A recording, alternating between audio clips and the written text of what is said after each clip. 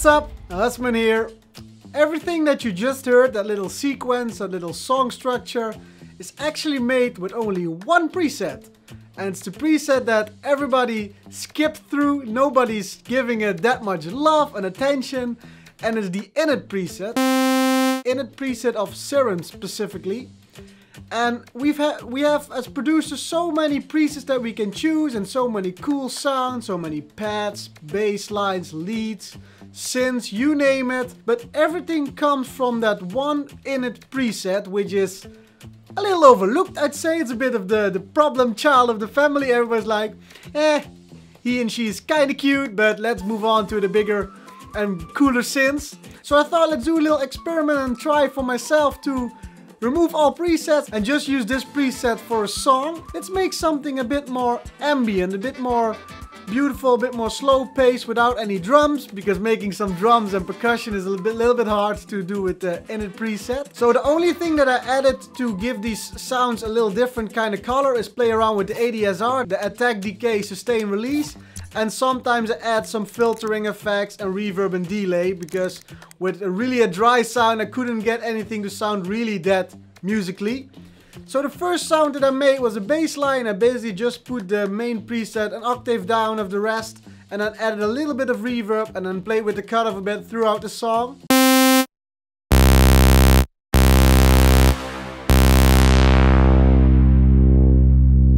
The second sound that I made is a little pluck sound, which I did some cutoff effects. I did some really snappy ADSR with a really short attack, with a really short decay and a little gradual sustain to the release. And I also added some reverb and some delay.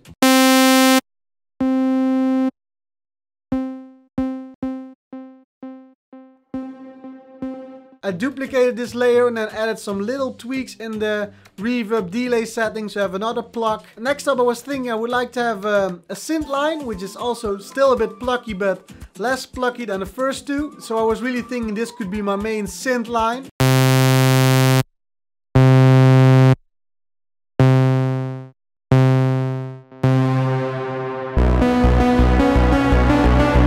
Lastly, I added a pad, just basically took out a lot of the high frequencies where the cutoff, and then I added some attack evolving into the sound.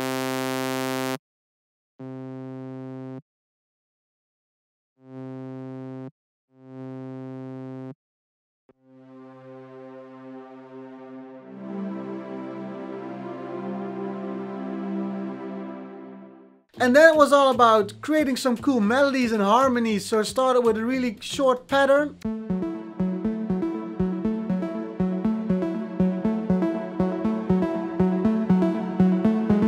After this pattern, I added some bass to it, which I thought gave it some more body, some more harmonic content.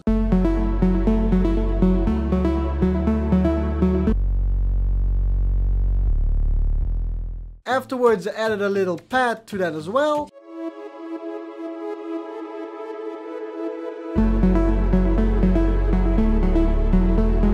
For this one, I really played around on my Ableton Push a lot with just playing notes and really making 8-bar loops and then duplicating them, changing the bass line, which was a really cool experience. And I think I'm gonna do some more videos on that when I get a little bit better of it when doing it live. And I really want to apply it to my upcoming Eurorag as well.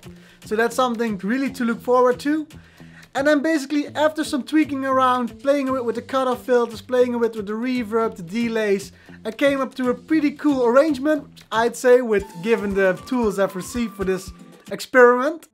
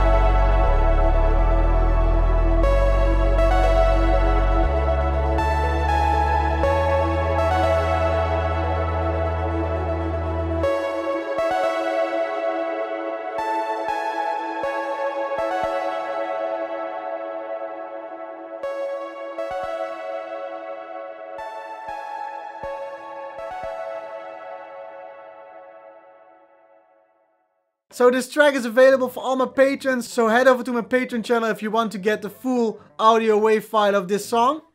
Now you might be noticing something different in the back here, and that's my first modular equipment has arrived, and that's basically just the box, just the case where the modules will be fitted in, and I can't do a thing with it yet because I don't have any modules yet, and I don't want to just throw a lot of money into it beforehand. I want to really gradually build up some tools and modules that will really fit my sound design purposes and what I want to do with it. So for all the patrons that are really pledging towards my sound packs and towards my music, I really would like to thank you a lot, because you guys are actually fueling the money that I'm making for creating this real cool, at least in the future, really cool instrument where I can get a lot of cool sounds to give back to you and create some really unique sounds. Because the best thing about Modular and Eurorag is that nobody will have this kind of setup that I have and the way I use it. So really exciting, but now, yeah,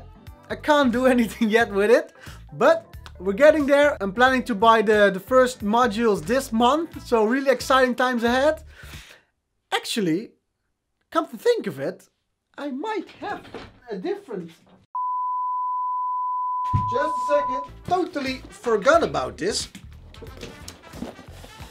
The mystery box. What could it be? What could it be? It's some cables. And you might be wondering, what do you need cables for? Well, I've been told that in Modular you need to patch everything yourself. So if you have like an oscillator which goes to a filter, you really have to put the cable from one to the other. I got some short ones, I got some longer ones, and I got some really long ones.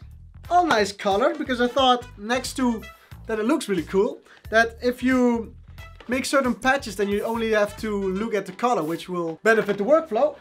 So yeah, really exciting times ahead, for me at least, and I really thank my patrons once again for supporting me, supporting my work, and really enjoying the music that I love to make for you, the sounds that I love to create for you. And yeah, that's basically the video for this week, and I really hope you liked this video. I really hope you like what I do, and if you do, hit that like button, hit the subscribe button, hit the notification bell. All kinds of cool stuff that you can do if you want to stay notified whenever I upload a new thing.